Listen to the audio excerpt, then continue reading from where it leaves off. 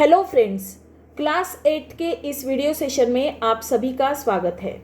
मेरे previous video में हमने हमारा 7th लेसन वेरिएशन ऑलरेडी शुरू कर दिया है और डायरेक्ट वेरिएशन और इन्वर्स वेरिएशन क्या होता है ये अच्छे से पढ़ लिया है। तो सारी बेसिक चीज़ें आपकी क्लियर हो गई है। ओके, अगर जिसने भी ये वीडियोस नहीं देखे हैं तो सबसे पहले वो वीडियोस देख लीजिए ताकि आपकी भी सारी बेसिक चीज़ें क्लियर हो जाए, तो आगे मैं जो पढ़ाती हूँ वो आपको अच्छे से समझ में आएगा। ओके, तो आज हम शुरू करेंगे हमारा प्रैक्टिस सेट 7.3। तो आइए शुरू करते हैं प्रैक्टिस सेट 7.3। इसका फर्स्ट क्वेश्चन क्या है, देखिए, which of the following statements are of inverse variation. नीचे ये अलग अलग स्टेटमेंट्स हमको दिए हैं और उनमें से कौन से स्टेटमेंट्स इन्वर्स वेरिएशन के हैं ये हमको बताना है। ओके, क्या बताना है हमको? इन्वर्स वेरिएशन के स्टेटमेंट कौन से हैं ये बताना है। तो फर्स्ट एग्जांपल देखिए, number of workers on a job and time taken by them to complete the job. किसी काम के लिए जितने नंबर ऑफ वर्कर्स है उनका और उनको लगने वाला जो टाइम है, इन दोनों का आपस में कौन सा रिलेशन है, इन्वर्स वेरिएशन का या डायरेक्ट वेरिएशन का। देखिए, नंबर ऑफ वर्कर्स को हम एन डिनोट करेंगे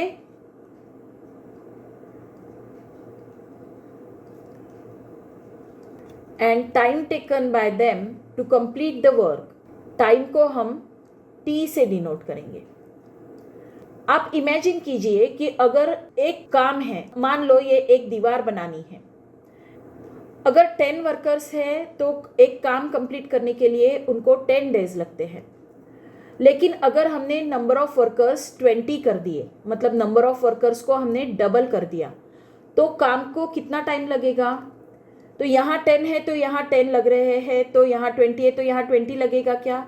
नहीं लगेगा। यहाँ अगर नंबर ऑफ वर्कर्स हमने डबल कर दिए तो काम को लगने वाला जो टाइम है ये आधा हो जाएगा। दैट मीन्स अगर 10 वर्कर एक काम 10 दिन में करते हैं तो 20 वर्कर्स को सिर्फ 5 ही दिन लगेंगे, क्योंकि जब वर्कर्स बढ़ रहे हैं तो टाइम हमको कम लगेगा। तो ये जो नंबर ऑफ वर्कर्स है वो टाइम के साथ इन्वर्सली वेरी करते हैं। ओके, तो number of workers is inversely proportional to time. तो ये जो एग्जाम्पल है ये क्या है?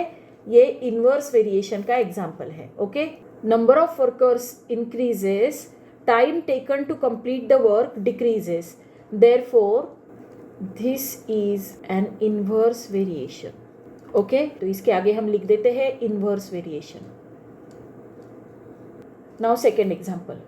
सेकेंड एग्जाम्पल क्या है? Number of pipes of same size to fill a tank and the time taken by them to fill the tank. ये एक टैंक है, इसके अंदर पहले एक ही पाइप से पानी आ रहा है, ये एक ही पाइप से पानी आ रहा है। ओके, एक पाइप है तो इसको पूरा भरने में 5 घंटे लगते हैं।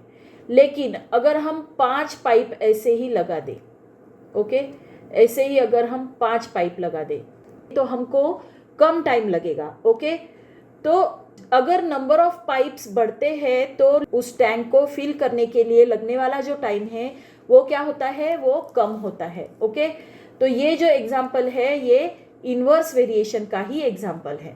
इसके आगे भी लिख देते हैं inverse variation. Now next, third example, petrol field in the tank of a vehicle and it's cost. अगर आपने 1 लीटर पेट्रोल लिया तो आपको 90 रुपीज़ लगेंगे। अगर 2 लीटर पेट्रोल लिया तो 90 इंटू 2 तो ये 180 रुपीज़ लगेंगे। 3 लीटर पेट्रोल लिया तो आपको 270 रुपीज़ लगेंगे। That means the cost of the petrol directly varies with the litres. Petrol की जो क्वांटिटी है उससे ये डायरेक्ट रिलेशन में है, डायरेक्ट वेरिएशन के रिलेशन में है। ओके, तो ये क्या है? Direct variation. Now next, area of circle and its radius. ये देखिए, ये सर्कल है, इसकी साइज छोटी है। इस सर्कल की जो ये रेडियस है वो मान लो 2 सेंटीमीटर है और इसकी रेडियस है 3 सेंटीमीटर। तो देखिए, रेडियस की साइज बढ़ी ये जो सर्कल का एरिया है तो ये यहाँ पर बढ़ा है। ओके, ये जो area of circle and its radius, ये जो एग्जाम्पल है इसमें डायरेक्ट वेरिएशन है, डायरेक्ट वेरिएशन। तो ये था हमारा क्वेश्चन नंबर 1।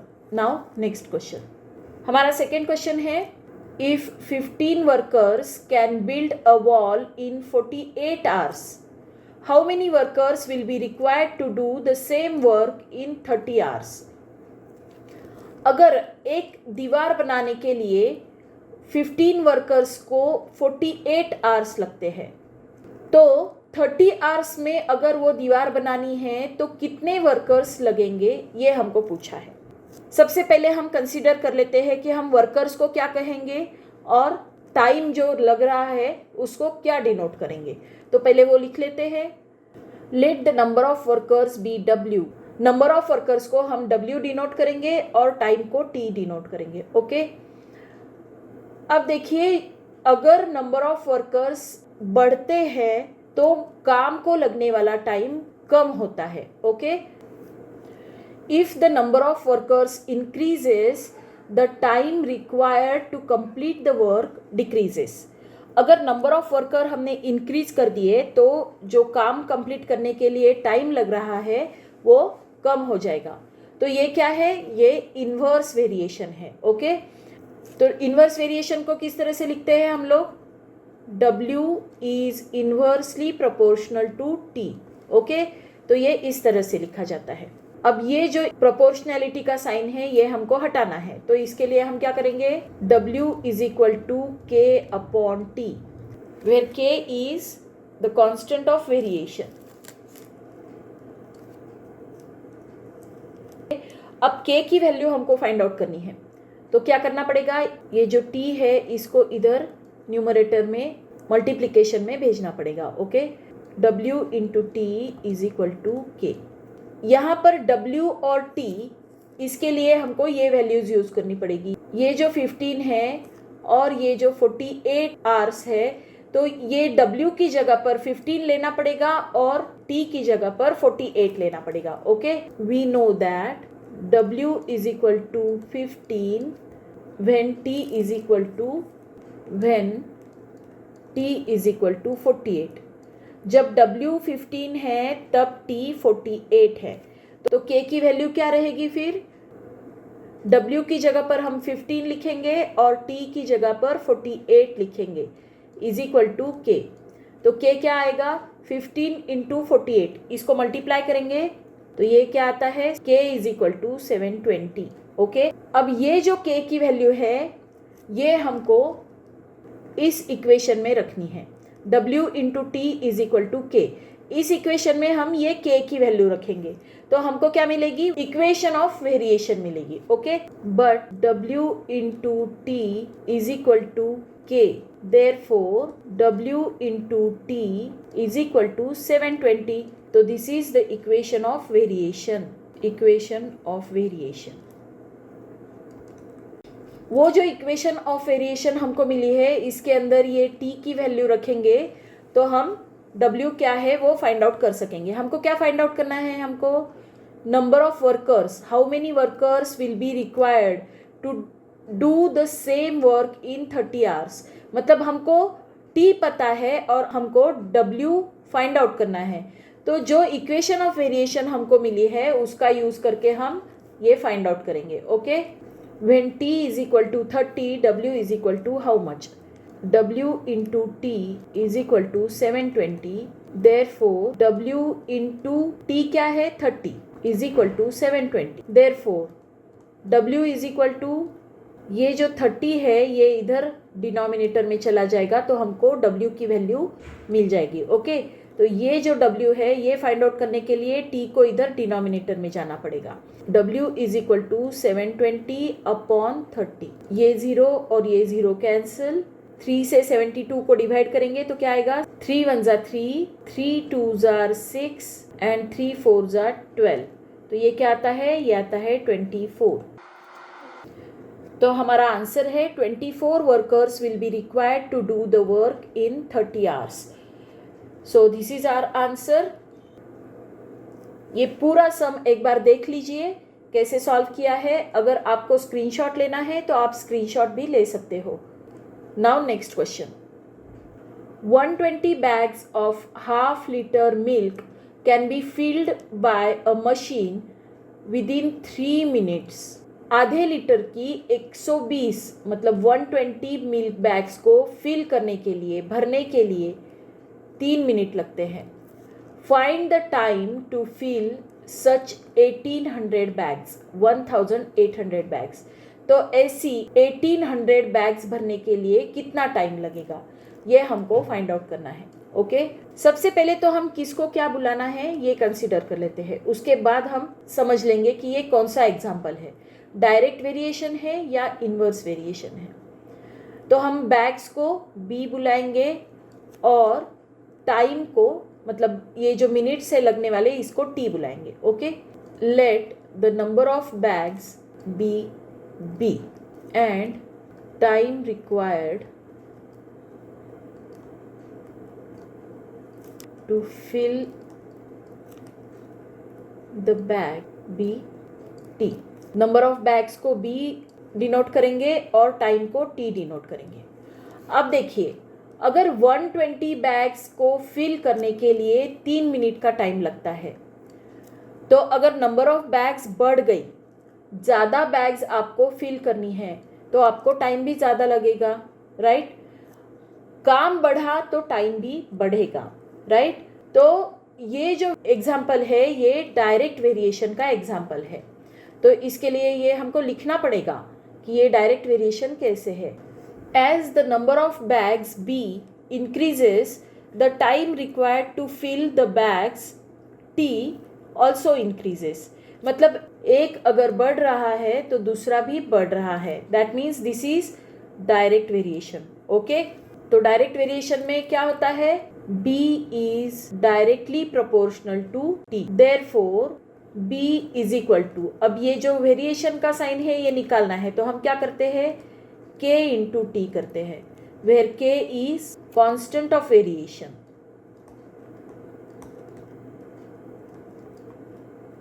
अब ये K जो है इसकी वैल्यू हमको निकालनी पड़ेगी, तो हम क्या करेंगे, K इज इक्वल टू, ये जो T है इसको लेफ्ट साइड में नीचे डिनोमिनेटर में भेजेंगे। ओके, तो K is equal to B upon T. Okay, number of bags upon time.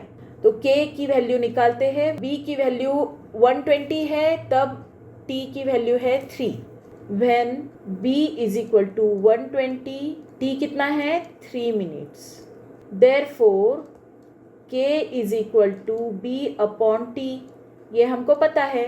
तो B की जगह पर 120 लिखेंगे और T की जगह पर 3 लिखेंगे, ये आएगा 120 अपॉन 3। तो 3 1 जा 3, 3 4 जा 12 एंड 0 एज इट इज। तो K की वैल्यू आती है 40, therefore K is equal to 40। अब ये जो K की वैल्यू मिली है, ये जो इक्वेशन है K is equal to B upon T, इसमें हम K की वैल्यू रखेंगे। Okay, K is equal to B upon T, therefore K की जगह पर 40 लिखेंगे, 40 is equal to B upon T। तो इसको हम रीअरेंज भी कर सकते हैं, हम B upon T is equal to 40 ऐसे लिखेंगे। This is the equation of variation. Okay, आगे हमको क्या पूछा है, find the time to fill such 1800 bags. मतलब B की वैल्यू हमको दी है, अगर B 1800 है तो T क्या है ये पूछा है। Okay, now when B is equal to 1800, T is equal to how much. तो ये जो इक्वेशन है इसमें हम B की वैल्यू पुट करेंगे, B upon T is equal to 40। तो B की जगह पर क्या लिखेंगे, 1800 लिखेंगे, 1800 upon T is equal to 40। अब ये जो T की वैल्यू हमको फाइंड आउट करनी है, उसके लिए हमको क्या करना पड़ेगा, अगर हमको T की वैल्यू फाइंड आउट करनी है तो ये 40 जो है इधर नीचे डिनोमिनेटर में आ जाएगा और ये जो T है ये ऊपर चला जाएगा। मैं एक एक्स्ट्रा स्टेप करके आपको ये एक्सप्लेन करती हूँ। ओके, अब इसको क्या करना पड़ेगा, T को इधर ऊपर भेजना पड़ेगा मल्टीप्लिकेशन में। तो ये क्या हो जाएगा, 1800 is equal to 40T, right. Therefore अब ये जो t है इसकी वैल्यू निकालने के लिए ये 40 नीचे इधर आ जाएगा डिनोमिनेटर में, तो ये क्या हो जाएगा 1800 upon 40 is equal to t, right. ये 0 और ये 0 कैंसिल, 4 1 जा 4, 4 4 जा 16, 2 बचेंगे और 20 बनेगा यहाँ पर, 4 5 जा 20, तो ये t इज इक्वल टू क्या आता है 45। Therefore t is equal to 45। तो अब हम आंसर लिखेंगे, t इज इक्वल टू 45 आया है। इसका मतलब क्या है कि 1800 बैग्स फिल करने के लिए 45 मिनट्स लगेंगे। Okay, time to fill 1800 bags. Time required to fill 1800 bags is 45 minutes. So this is our answer. ये हमारा क्वेश्चन यहाँ पर ख़त्म होता है, यहाँ से हमने स्टार्ट किया है। तो ये देखिए, ये पूरा क्वेश्चन यहाँ पर आपको दिख रहा है। तो ये इस तरह से आपको सॉल्व करना है। ये डायरेक्ट वेरिएशन का क्वेश्चन था, तो डायरेक्ट वेरिएशन की मेथड से हमने इसको सॉल्व किया है। Okay, now next question. हमारा लास्ट क्वेश्चन क्या है, देखिए। A car with speed 60 kilometre per hour takes 8 hours to travel some distance. What should be the increase in the speed if the same distance is to be covered in 7.5 hours? एक car अगर 60 kilometre per our की speed से चलती है तो एक distance cover करने के लिए उसको 8 घंटे लगते हैं। तो अगर वही डिस्टेंस 7.5 hours में कंप्लीट करना है तो उसको अपनी स्पीड कितनी इंक्रीज करनी पड़ेगी, ये हमको फाइंड आउट करना है। सबसे पहले तो ये देखिए कि स्पीड और टाइम का जो रिलेशन होता है वो इन्वर्स वेरिएशन होता है। जब भी किसी कार की स्पीड बढ़ेगी तो आपको ट्रैवल करने को टाइम कम लगेगा, राइट। तो पहले हम इनको कंसीडर कर लेते हैं कि किसको क्या कहेंगे। Let the speed of the car be s and the time be t. If the speed increases, time required to travel decreases. So this is the inverse variation. जब भी किसी कार की स्पीड इंक्रीज होती है तो आपको जो time लगता है ट्रैवल करने के लिए वो क्या होता है, वो कम होता है। एक वैल्यू अगर बढ़ती है तो दूसरी कम होती है, तो ये क्या है, ये इन्वर्स वेरिएशन है। ओके, तो इन्वर्स वेरिएशन में क्या रिलेशन होता है, speed is inversely proportional to time. तो ये प्रोपोर्शनलिटी साइन हमको हटाना है, तो हम क्या करेंगे, स्पीड इज इक्वल टू के upon T. k is the constant of variation. अब k की वैल्यू फाइंड आउट करनी पड़ेगी, तो k की वैल्यू क्या आएगी, k इज इक्वल टू, ये जो t है ये इधर मल्टीप्लिकेशन में चला जाएगा, तो s into t. k is equal to क्या है, s इंटू टी। अब हमको ये जो स्पीड है 60 किलोमीटर पर आवर और ये जो टाइम है ये यूज करके k की वैल्यू फाइंड आउट करनी पड़ेगी। स्पीड क्या है 60 kilometre per hour, s is equal to 60 when t is equal to 8. We know that when s is equal to 60, t is equal to 8. अगर speed 60 है तो time कितना लगता है, 8 hours. Therefore, k is equal to s into t है, तो k is equal to क्या आएगा, फिर s की जगह पर 60 लिखेंगे और t की जगह पर 8 लिखेंगे, तो k is equal to 60 into 8, तो 6 8s are 48 और ऊपर एक 0, तो ये क्या आता है, k is equal to 480।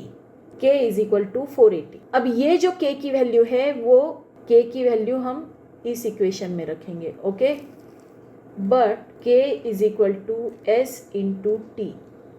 Therefore k की जगह पर 480 रखेंगे, 480 is equal to s into t, और इसी को रीअरेंज करके हम लिख सकते हैं s into t is equal to 480, right. तो ये क्या है, ये है इक्वेशन ऑफ वेरिएशन। अब ये जो इक्वेशन ऑफ वेरिएशन हमको मिली है इसके अंदर हम ये जो टाइम है t 7.5 hours, तो ये रखेंगे तो हमको स्पीड पता चलेगी. Okay, when t is equal to 7.5 hour, तो 7.5 आवर्स को हम क्या करेंगे, 2 7 जार 14, 14 प्लस 1 15, 15 अपॉन 2 लिखेंगे. ओके, ये 15 upon 2 hours. Then s is equal to how much. अगर टाइम 15 अपॉन 2 आवर्स है तो स्पीड कितनी होनी चाहिए. ओके, तो s into t is equal to 480, ये हमको इक्वेशन पता है.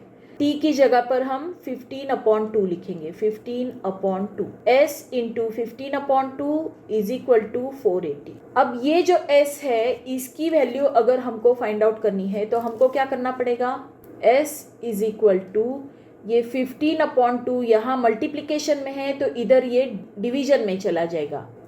तो ये क्या हो जाएगा, 480 डिवाइडेड बाय 15 अपॉन 2 हो जाएगा. राइट, तो अगर ये फ्रैक्शन से हमको डिवाइड करना है तो हम क्या करते हैं, 480 इंटू इसका रेसिप्रोकल लेते हैं, मतलब 2 अपॉन 15 से मल्टीप्लाई करते हैं. राइट, ये हमने 5th क्लास में जो multiplication and division of fractions है उसमें सीखा है. ओके, अब ये 15 से हम इसको डिवाइड करेंगे 480 को. 15 1 ज़ा 15, 15 3 ज़ा 45, 3 बचेगा, 15 2 ज़ा 30, तो ये 32 इंटू 2, दैट मीन्स ये क्या आता है, 64. तो स्पीड कितनी आती है, 64 किलोमीटर पर आवर. राइट, तो ये speed s is equal to क्या आया है हमारा, s is equal to 64 kilometre per hour. लेकिन हमको स्पीड नहीं पूछी है, हमको क्या पूछा है, हमको ये पूछा है कि स्पीड कितनी इंक्रीज करनी पड़ेगी. तो पहले की स्पीड है 60 किलोमीटर पर आवर और अब हमको क्या चाहिए, 64 किलोमीटर पर आवर.